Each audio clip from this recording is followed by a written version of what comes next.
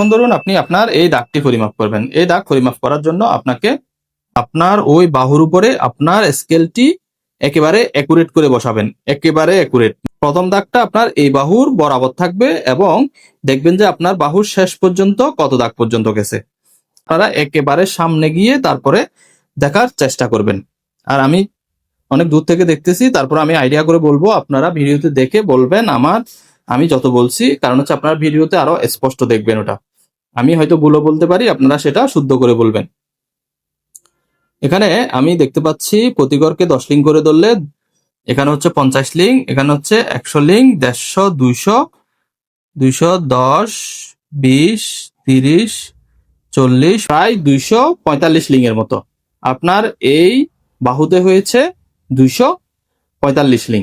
এখন আপনি 245 লিংকে যদি ফুটে পরিণত করতে হয়, সেক্ষেত্রে আপনি 245 পূরণ 0.66 দিয়ে গুণ দিবেন। তখন আপনি এই বাহু কত ফুট হয়েছে সেটা বের হয়ে যাবে। এখন যদি আপনি এখানে প্রতি গড়কে 6.60 ফুট করে ধরেন, তখন আপনি এখানে হিসাবটা করতে আপনার কষ্ট হবে। যেটা সহজ ওভাবেই করবো আমরা, যেভাবে কঠিন সেভাবে করার দরকার নেই।